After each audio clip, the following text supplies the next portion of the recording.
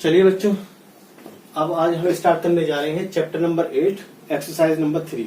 ठीक है, इस एक्सरसाइज नंबर 3 में हमें करना क्या है, मेनली इसमें लैग्रांज का यूज होने वाला है। और हमारे पास जो इक्वेशन होगी वो इस प्रकार होगी कि Lagrange solution of linear partial differential of first order. हमारे पास इस तरह की इक्वेशन मिलेगी हम लोगों को। ठीक है, वो आपको देखने से पता लग जाएगा कि किस चैप्टर से वो उसने उठाई हुई है। इस तरह की फॉर्म होगी P small P plus capital Q small Q equal capital R होगा। फिर हमें क्या करना होगा, लैग्रांज ऑक्सिलरी इक्वेशन बनानी होगी। लैग्रांज ऑक्सिलरी इक्वेशन क्या होती है, देख लीजिएगा ध्यान से जरा इसको।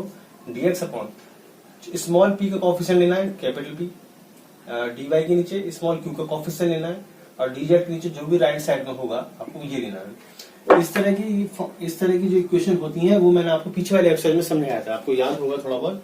इसको फर्स्ट मानते थे, इसको सेकंड मानते थे, इसको थर्ड मानते थे। ठीक है, अब इसके बाद हमें क्या देना होता था, दो सॉल्यूशन इसमें से हमें देना होता था, है ना। कोई से भी आप पहला दूसरा लेंगे, एक सॉल्यूशन आ जाएगा, फिर पहला तीसरा लेंगे, फिर एक सॉल्यूशन आ जाएगा। तो कुल मिलाकर ये है कि आपको इसके बिहाफ पर ही सॉल्यूशन निकालना है, जिसका नाम, जिसको हम बोलते हैं लैग्रांज ऑक्सिलरी इक्वेशन। ठीक है, और आपको जो क्वेश्चन होगा वो इसकी फॉर्म में होगा। अच्छा, इस एक्सरसाइज से पहले आपको एग्जाम्पल नंबर 18 मिलेगा, जो 2019 में 5 नंबर में पूछा गया। तो चलिए एक्सरसाइज का फर्स्ट क्वेश्चन देखते हैं बच्चों जरा। चलिए बच्चों, पहला क्वेश्चन देखते हैं। X z p small p y z q equal x y दिया हुआ है। ठीक है, तो ये हमारा किस काम करेगा, कैपिटल पी का, ये हमारा कैपिटल क्यू का, और ये हमारा काम करेगा इसका आर का काम करेगा। जहां पर आप स्मॉल पी देख लीजिए, तुरंत समझ जाइए कि ये वहां चैप्टर नंबर 8 बन गया और एक्सरसाइज नंबर 3 बन गई है। ठीक है, तो इसमें हम क्या यूज करने वाले हैं बच्चों, लैग्रांज ऑक्सिलरी इक्वेशन यूज करने वाले हैं। तो dx upon capital P x z, dy upon Y z, और dz अपॉन एक्स वाई। इसे फर्स्ट, सेकंड और थर्ड ले लेते हैं। तो फ्रॉम फर्स्ट और सेकंड से लेते हैं। तो dx upon x z, dy upon Y z, z से जेड कैंसिल, और इंटीग्रेशन दोनों तरफ इंटीग्रेट कर लो। log x बराबर क्या आ जाएगा, log y प्लस कांस्टेंट ले लिया, log c1 ले लिया हमने। ठीक है, अच्छा अब log की प्रॉपर्टी यूज कर लेते हैं इसमें। log x log y log c1, minus में log कहाँ होता है, अपर में हो जाता है, equal log c1, x upon y equal c1, x equal क्या आएगा c1 y। ये तो पहला आंसर, पहला सॉल्यूशन किया है। दो सॉल्यूशन निकालने मैंने बताया था अभी आपको। अब जो ले लेते हैं बच्चों, सेकंड और थर्ड ले लेते हैं, फ्रॉम सेकंड और थर्ड से। तो dy upon Y Z, dz upon x Y, Y से वाई कैंसिल, क्रॉस मल्टीप्लाई कर दिया हमने। अब x dy के पास बैठा है तो इंटीग्रेट तो कर नहीं सकते। x बराबर क्या है, c1 y, यहाँ रख दो, c1 y dy z dz on integration. तो c1 y square by 2, z square by 2 plus c2 by 2, 2 से 2 कैंसिल हो गए सारे, तो z स्क्वायर प्लस c2 हो गया। अच्छा जी, अब हम क्या कर सकते हैं बच्चों इसमें, भाई इसको हम लिख सकते हैं y c1 y z square plus c2, और c1 y के स्थान पर हम कर देते हैं x रख देते हैं। तो x y equal z square plus c2। ठीक है, और c2 बराबर हो जाएगा z square minus x y. Minus plus से कोई फर्क नहीं पड़ता, क्योंकि c2 एज ए कांस्टेंट है। c2 में इधर की जगह इधर जोड़ लेता तो उससे कोई दिक्कत नहीं होती। ठीक है, ये c1 आ गया और ये c2 आ गया। तो आपको जनरल सॉल्यूशन किस प्रकार लिखना है, the general solution of equation number 1 का फंक्शन में कभी लिख देना है बच्चों। तो फंक्शन करो लिख दीजिए, c2 की वैल्यू कितनी है, z square minus x y, comma दूसरी वैल्यू कितनी आई है, एक्स अपॉन वाई आई है, इक्वल 0। ये हमारा पहला आंसर आ गया। चलिए इसको कर लीजिए नोट। अब देखते question number 2, p tan x plus q tan y equal tan z दिया हुआ है। ठीक है, तो पहले बनाएंगे auxiliary, the auxiliary equation are dx upon क्या tan x आ जाएगा, dy अपॉन tan y आ जाएगा, और dz अपॉन tan z आ जाएगा, फर्स्ट सेकंड थर्ड। तो फ्रॉम फर्स्ट एंड सेकंड से dx upon 10x dy upon 10y। 10 को दोनों को ऊपर ले चलेंगे तो क्या बन जाएगा, कॉट बन जाएगा बच्चों। तो cot x dx cot y dy, y के पास है, x के पास है, इंटीग्रेट कर लीजिए सिंपल ऑन इंटीग्रेशन। तो इसका हो गया log sin x log sin y plus log c1। ठीक है, अब इसको मैं लिख सकता हूँ log sin x log sin y log c1। log में माइनस में अपॉन में आ जाता है, तो sin x upon sin y log c1। तो sin x upon sin y equal c1 आ गया, पहला सॉल्यूशन आ गया। इसी प्रकार अब हम निकालते हैं दूसरा सॉल्यूशन। तो फ्रॉम सेकंड से और थर्ड से dy upon 10y equal dz upon 10z, फिर हो जाए cot y dy cot dz on integration. तो हो गया log sin y log sin z log c2 हो गया, है ना। तो डायरेक्ट में लिख देता हूं उसको जिस प्रकार ये आया था, sin y upon sin z equal c2 आ जाएगा। अब इसका दो प्रकार से सॉल्यूशन हम इसके लिख सकते हैं बच्चों, है ना। अब दो प्रकार से कैसे लिख सकते हैं वो समझ लीजिए। The general solution is f sin x upon sin y comma sin y upon sin z equal 0, या sin x upon sin y function में बना लिख दीजिए sin y upon sin z, दोनों ही आंसर माने जाएंगे। चलिए इसको कर लीजिए नोट आउट। अब बच्चों क्वेश्चन देखते हैं, क्वेश्चन नंबर 3 देखते हैं। ठीक है, तो पहले सबसे पहले क्या बनाएंगे, Lagrange auxiliary. The Lagrange auxiliary equation is dx upon x square dy upon y square और dz अपॉन जेड स्क्वायर। तो फर्स्ट सेकंड ले ले बच्चों, फर्स्ट इसे, सेकंड इसे और थर्ड इसे लेट कर लो। तो from first and second dx upon x square dy upon y square on integration. तो c1 इसका इंटीग्रल क्या आएगा 1 अपॉन एक्स, इसका इंटीग्रल क्या आएगा माइनस के 1 अपॉन वाई। तो c1 बराबर 1 अपॉन एक्स 1 अपॉन वाई आ गया। फ्रॉम सेकंड और थर्ड से ले लेते हैं आपकी बार, dy upon y square dz upon z square और इंटीग्रेशन कर दीजिए बच्चों इसका। तो c2 minus 1 upon y square का होगा माइनस के 1 अपॉन वाई, इसका होगा माइनस के 1 upon z, 1 upon y 1 upon z. दो सॉल्यूशन आ गए।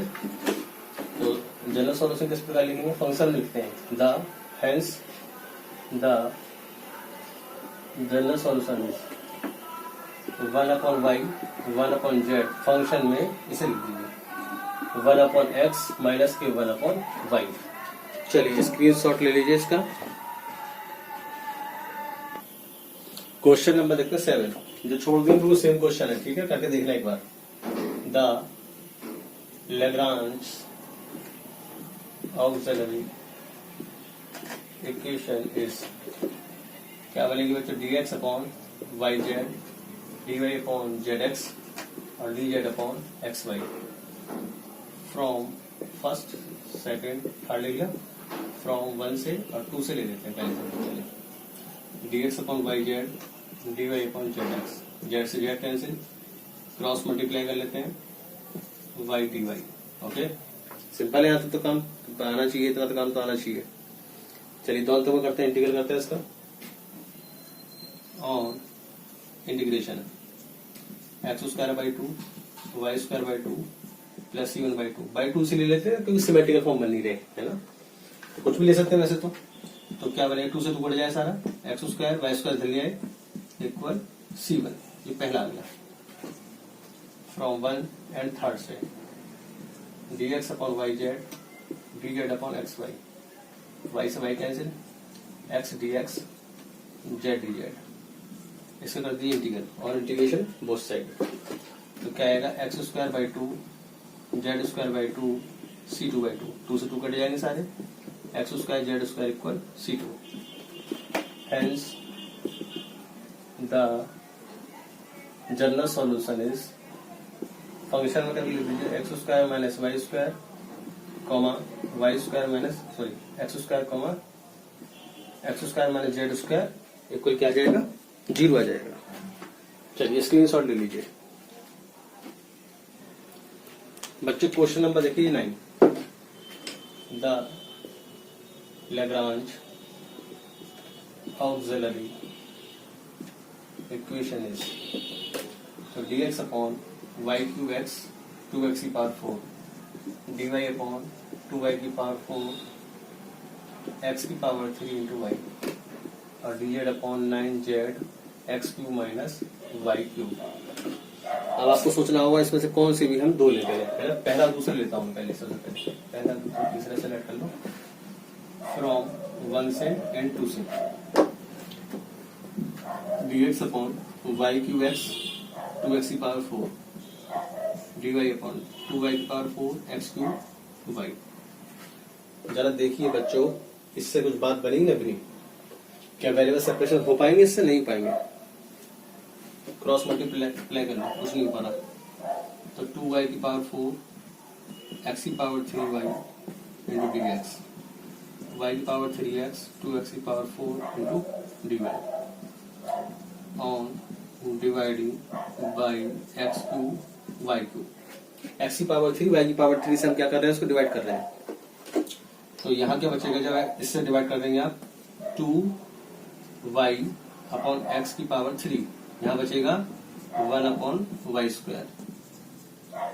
यहाँ एक्स की पावर 3 वाई की पावर 3 से डिवाइड करोगे तो 1 अपॉन एक्स स्क्वायर और यहाँ 2x upon y cube d y. इस पूरी टर्म को ले चलो उधर लेफ्ट राइट साइड।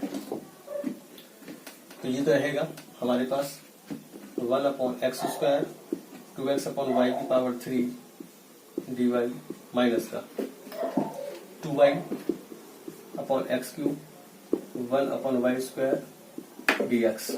ठीक है, अब इसको राइट में लेकर चलेंगे। अब इसे बनाइए, फॉर्म बनाइए, इंटीग्रेशन फॉर्म बना लीजिए इसको, तब तो बात बनेगी, वरना बात नहीं बन पाएगी। एक काम करते हैं बच्चों, इसको और इसको एक साथ, इन दोनों को एक साथ कर लो। तो क्या आएगा 1 upon x square d y 2y x की पावर 3 डी एक्स। ठीक है, प्लस या माइनस लेने चलो कॉमन, यहाँ से बचेगा 2x upon y cube d y, ये हो गई।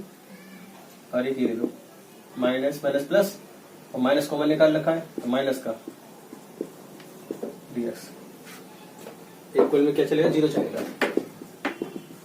हाँ भाई बच्चों, अब आप देखिए ये जो फॉर्मूला बना है, ये इंटीग्रेटिंग फॉर्म किसकी बनी, और ऐसे ये सोचना है ये इंटीग्रल फॉर्म किसकी बन रही है। ये बन गई d y upon x square की। आप सोच के देखिए कि यदि आप इसका इंटीग्रल करते हैं, सॉरी डिफरेंशिएशन, यदि आप इसका डिफरेंशिएशन करते हैं कि ये फॉर्म बन पाती नहीं बन पाती है। देखो इसे तो फर्स्ट फंक्शन मान लो, इसे सेकंड फंक्शन मान लो, फर्स्ट सेकंड नियम लगा देखो एक बार। ठीक है, चलो मैं समझाता हूँ। 1 upon x square as it is, y का करके तो क्या आएगा डी वाई, फिर क्या आता है प्लस आता है बीच में। ठीक है, प्लस लगा दिया। अब क्या वाई तो रहेगा क्या as it is. 1 upon x square का डिफरेंशिएशन करोगे तो 1 अपॉन एक्स स्क्वायर डिफरेंशिएशन क्या आएगा, -2 अपॉन एक्स की पावर 3 इंटू डी एक्स, ये आएगा। तो जब आप इसकी मल्टीप्लाई कर देंगे तो ये फॉर्म बन गई ना, बन गई। यहाँ पे ये सोचना पड़ेगा। ठीक, इसी प्रकार आपको ये माइनस का ये सोचना पड़ेगा ये किसकी फॉर्म बन रही है। जिस प्रकार वो बनाई है हमने, ये किस प्रकार किसकी बनेगी। ये अभी तो बनेगी नहीं, एक काम करते हैं माइनस को अंदर भेज देते हैं, बाहर लगाए थे प्लस, ये जाएगा 1 upon y square d x 2x upon y cube d y. अब बनेगी form y upon x square d, ये भी इसी तरह की बन रही है ना, ये बन जाएगी x अपॉन वाई स्क्वायर की बन जाएगी।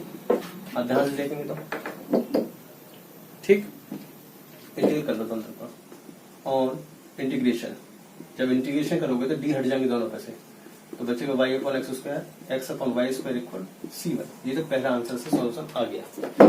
अब आपको दूसरा सॉल्यूशन सोचना होगा कि दूसरा सॉल्यूशन किस प्रकार निकाले। भाई इससे तो निकालना बहुत टिपिकल है मामला, कि जैसे मैंने पहला दूसरा लेकर निकाल दिया, लेकिन दूसरा तीसरा लेकर तो बिल्कुल नहीं निकल सकता। तो तुम्हें याद होगा मैंने मल्टीप्लाई समझाए थे आपको, मल्टीप्लायर्स कि हम इनमें मल्टीप्लाई इस प्रकार करते थे कि नीचे की जो वैल्यू थी वो 0 बन जाती थी, उसे हम बोलते थे मल्टीप्लायर्स बोलते थे। ठीक है, तो क्या लिखेंगे हम, taking 1/x 1/y 1/3z as multipliers. ये सोचना पड़ता है हमें। ठीक है, ये किस प्रकार सोचना पड़ता है कि यदि इसमें x से भाग करें, इसमें y से भाग करें और इसमें 3z से भाग करें और सबको जोड़ दें तो क्या बनना चाहिए, 0 बनना चाहिए नीचे के फॉर्म। सो बन जाएगी, x से भाग कर दो, y से भाग कर दो और 3z से भाग कर दो, तो ये आएगी 1/x dx 1/y dy 1/3z dz upon नीचे क्या हो जाएगा, सबका सम 0 हो जाएगा। तो this imply 1/x dx 1/y dy 1/3z dz equal 0। ठीक है, अब इसका कर दीजिए क्या, इंटीग्रेट कर दीजिए इसका ऑन इंटीग्रेशन। जब इंटीग्रेशन करोगे तो log x log y 1/3 log z equal log ले लो C2 में ले लो लॉग। ओके, इसको यहां लिख देते हैं बच्चों, है ना। लॉग में प्लस में क्या होता है, इंटू हो जाती है, तो log x y z की पावर 1/3, ये पावर जो है z के ऊपर आ जाएगी इक्वल log C2, log से log cancel, x y z की पावर 1/3 इक्वल C2 आ गया। दूसरा सॉल्यूशन हमारे पास ये आ गया। अब इसे क्या फंक्शन लिखना है, बस simple, hence the general solution is C1 कितना आया था, y/x² प्लस x/y², दूसरा आया x y z की पावर 1/3 इक्वल 0। चलिए स्क्रीनशॉट ले लीजिए बच्चों।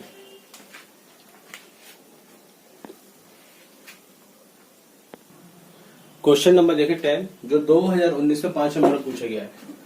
The Lagrange auxiliary equation is dx upon x² minus yz dy upon y² minus zx और dz upon z² minus xy।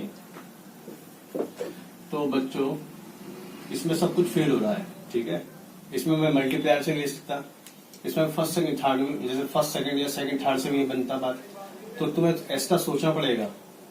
ठीक है, इनसे पीछे वाली एक्सरसाइज में वहां पर तुम्हें हिंट भी दिया था, लेकिन यहाँ हिंट नहीं मिला हुआ है आपको। तो वी है, हम अपने पास से कर रहे हैं dx minus dy minus dz और dz माइनस dx।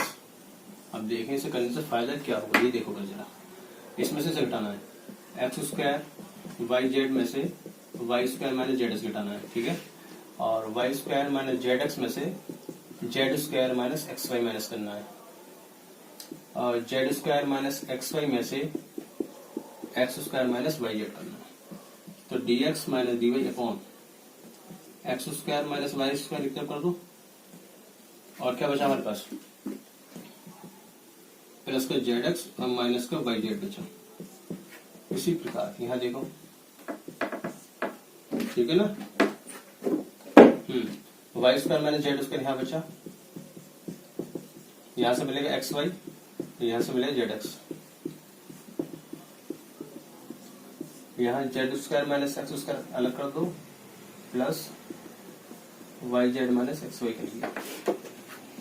तो dx माइनस dy ये बन गया फॉर्मूला, एक बार जोड़ने व घटाने वाला, x प्लस वाई और जी x माइनस वाई वाला। इसमें से निकाल लो common z, x minus Y बचेगा, dy माइनस dz, ये भी बनना है formula, y plus z y minus z, यहाँ से x common y minus z, dz minus dx, ये बन गया formula z minus x z plus x और y common z minus x, dx minus dy upon x plus Y, sorry x minus Y निकाल लेते हैं common, बचेगा अंदर x plus Y plus z बचेगा।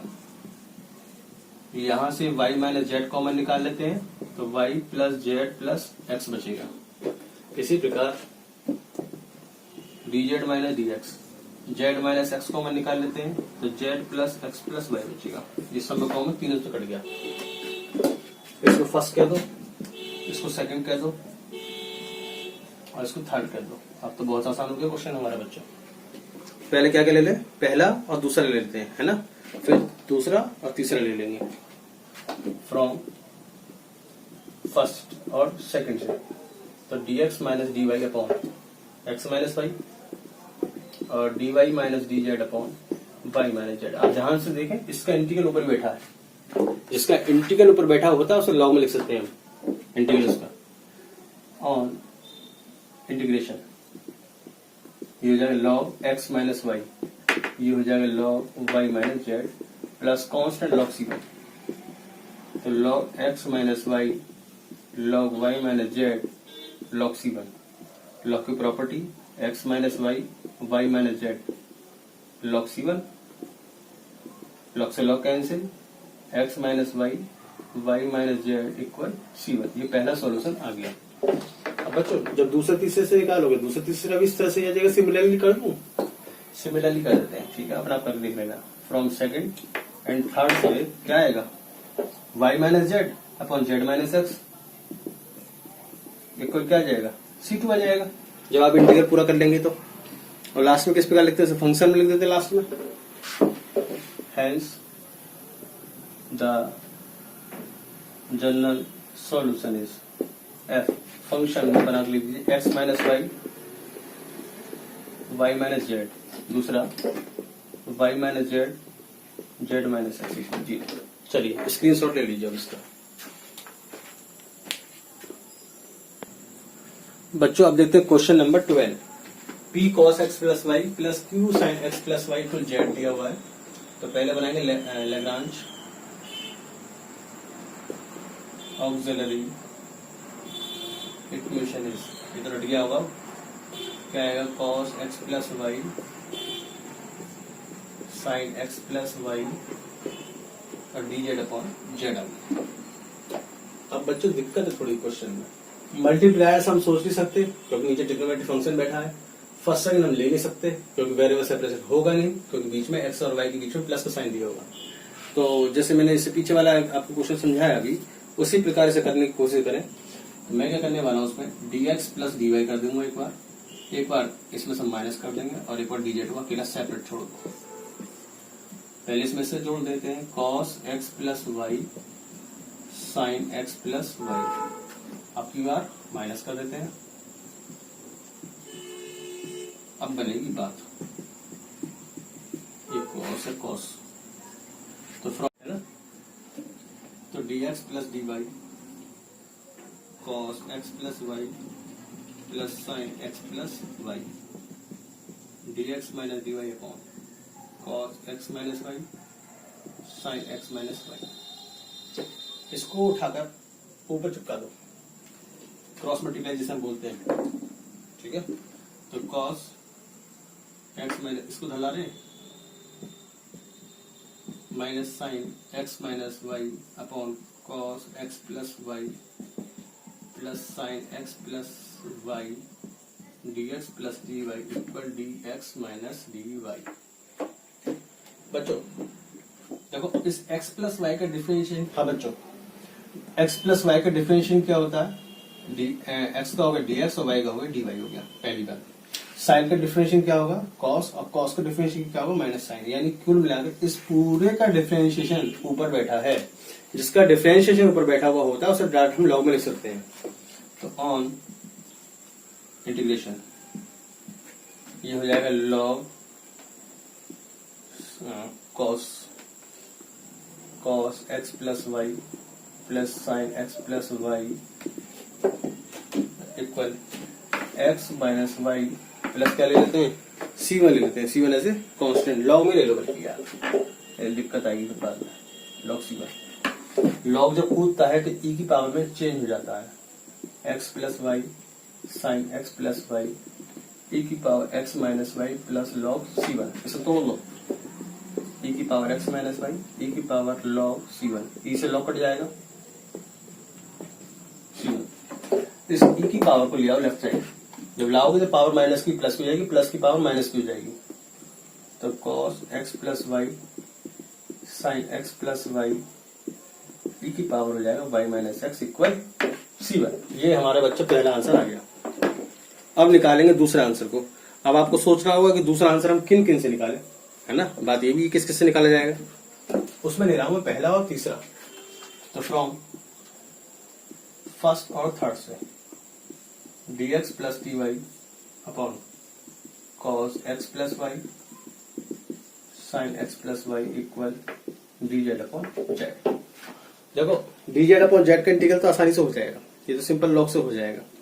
बात है आपके लेफ्ट साइड की, लेफ्ट साइड का इंटीग्रल कैसे करें हम, मुद्दे वाली बात ये है ना। तो एक रूल पढ़ा होगा ट्रिग्नोमेट्री का इंटीग्रेशन में, इसका कोफिशिएंट 1 है, इसका कोफिशिएंट 1 है, तो 1 का स्क्वायर प्लस 1 का स्क्वायर बराबर क्या है √2। तो हमने √2 से गुणा करनी है, √2 से क्या करनी है, भाग करनी है, तब हमारा आंसर मिल सकता है मे बी। तो चलिए समझाता हूँ उसको क्या करना चाहिए। dz upon z equal dx plus dy sine x plus y, मैंने क्या करना है √2 से मैंने कर दी गुणा, ओके सॉरी भाग दोनों में। अब मैथमेटिक्स में ऐसे तो जबरदस्ती कर नहीं सकते, गुणा भाग कर नहीं सकते। जब हमने ये काम किया तो हमें ये काम भी जरूर करना पड़ेगा। तो √2 से हमें क्या करा, गुणा कर दिया, √2 से क्या कर दी, भाग कर दिया। अब क्या करें, इस √2 को जो बच्चे ऊपर चला जाएगा, इसके पास चला जाएगा, √2 dz upon z dx plus y, ये बन जाएगा फॉर्मूला। इसे बनाओ फॉर्मूला ट्रिग्नोमेट्री का, ये हो गया cos 45। भाई cos 45 की वैल्यू 1 अपॉन √2 होती है नहीं होती है। इसी प्रकार ये वैल्यू किसकी होती है, sin 45 की भी होती है। अब हम ये कर क्यों रहे हैं, तुम्हें पता ही होगा, फॉर्मूला बने जिससे कि इसीलिए कर रहे हैं। sin a cos b cos a sin b मिला के देखो, ये बन गया sin a प्लस b का फॉर्मूला, ये हो गया sin a प्लस b का फॉर्मूला। अब a के स्थान पर x प्लस वाई और b के स्थान पर 45 आ गया, √2 dz अपॉन z। ठीक है बच्चों, अब साइन को ले चलते हैं कहाँ, ऊपर ले चलते हैं, और फिर किसका क्या करेंगे, इंटीग्रल कर लेंगे। तो जगह थोड़ी कम है, जरा ध्यान से लिखना चाहिए। √2 dz upon z equal 1 upon sine theta cosec theta, तो cosec x plus Y plus π/4 और dx plus dy on integration. तो √2 1 अपॉन z का इंटीग्रल हो गया log z। अब कॉसेक का इंटीग्रल क्या होता है बच्चों, लॉग में होता है ना, log tan x/2 होता है। लगा देंगे इसमें log tan x plus Y plus π/4/2 plus constant ले लो log c2 ले लिया। अब क्या करना है, बस log से log काटते चले जाओ और जहां तक हमारे पास आंसर हमें मिल जाएगा। ठीक है ना। इस √2 को लगा दो z के ऊपर, जैसे नियम है लॉग का, z की पावर √2। इस लॉग को इधर ले आते हैं, माइनस के लॉग, इस पावर को कुछ नहीं कर सकते इसका। तो जब कुछ नहीं कर सकता आदमी चुपचाप बैठ जाए, बेकार से मदद करनी है ना। लॉग की प्रॉपर्टी के अनुसार क्या बनेगी बच्चों, माइनस में अपॉन में चली जाएगी ना, लॉग z की power √2 upon 10 x plus Y plus 45 upon 2 equal log c2। Log से लॉग कट गया, और 10 को यदि हम ऊपर ले चलते हैं तो यदि 10 को बच्चों एक मिनट, लॉग 10 x/2 होता है, /2, इसके /2 है, केवल इसके कोफिशिएंट के /2 है ना। हाँ, लॉग से लॉग कट जाएगा, और 10 को यदि ऊपर ले जाओगे तो क्या बन जाएगी, कॉट बन जाएगी। कॉट x/2 y/2 π/8 200 कर दे भाग इसमें, और z की पावर बैठी √2 इक्वल c2।